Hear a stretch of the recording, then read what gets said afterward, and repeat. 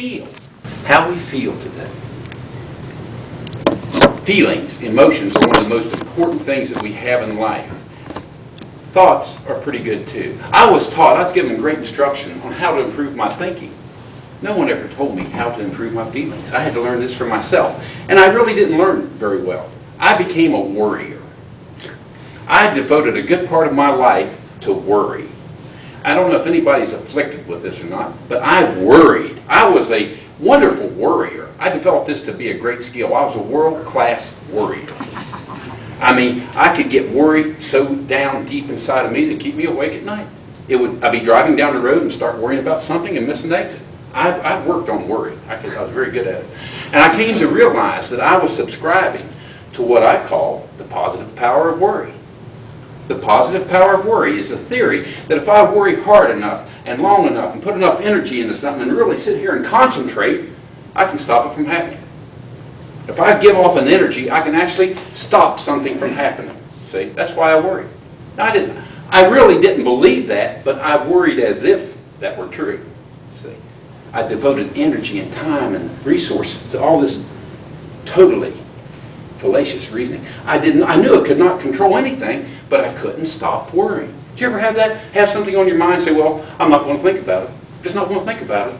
Go to bed and try to go, and here it comes again. Be driving up, here it comes again. It just keeps coming back, coming back. I was very good at worrying. I had a great skill on this. But I'm not alone. 2 years ago, U.S. News and World Report did a survey on people. One of the things they come up with, 180 million people in this country believe that worry, anxiety, and stress detract from the quality of life. 180 million people. They're just like I was, see. They worry, they know it's not doing them a bit of good, but they can't quit. Okay? So I was in a good group. I was in a very good group. But now let me tell you something else. Over 12 years ago, I found a way how not to worry. And it works. In that 12 years, I very seldom worry. I just don't lose time worrying anymore. I just don't let it happen. One of the things that I learned when I went through this change, this metamorphosis, is that we have three life arenas, I call it. Three areas of our life. We're here called body, mind, and spirit. Physical, mental, and spiritual. We have three things that make us up as human beings. And we have to nurture and take care of all those things and be balanced. And that's when we do that. That's how we learn how not to worry. This spiritual side I'm talking about is not religion. It's quite different religion. It's an inner spiritual power, a reservoir of energy that each person has down inside of them. And it's there for a reason. It's there for a function. It has a job to do. It's just like our minds. This mind I've got, this magic, magnifying, magnificent mind that sits up here, it's great. It's a great tool. But the mind needs direction. See, if I let it go on its own, sometimes it's like a car going down a hill without a driver. I start this car at the top of the hill and send it down. It may reach the bottom of the hill, but it's going to cause some havoc and destruction on the way down. Now, if I put it in that car and drive and steer it and give it some direction, it has quite a different outcome.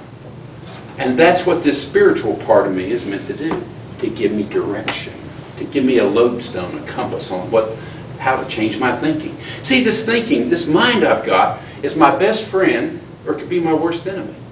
It just sits here and it thinks. And I would get started about thinking about worrying. I think it's something I should worry about. And the more I thought about it, the more I'd worry. The more I worry, the more I think about it. It became this downward spiral that would take me down. Stress, anxiety, anger, all these feelings are the same way. These emotions that don't do us any good, that take away from our life, are indicators, are symptoms that we don't have these three life forces in balance, that we've not let them do the job they intended to do. Every one of these has a job to do. We can ignore it. We can say, well, I don't believe in this spiritual thing. That's fine. You're going to end up with that 180 million people. See, we're going to have these symptoms. But when we learn a very productive way to tap into this energy and let it change our thinking, it actually does that. We can start thinking, I can start thinking about, oh, I should worry about this, or get angry, or whatever that feeling is. And I can tap into this resource, and it can shift the thinking. It changes the thinking. That's all it does. It's not magic. It gives me a change in direction so that my thinking helps me instead of leads me to destruction. This mind I've got, it's got three alternatives. It can lead me into self-destruction, It can lead me straight into where I survive and just get by and hang on to life and worry. Or it can lead me into a life that's happy, joyous, and free, absolutely fun to live.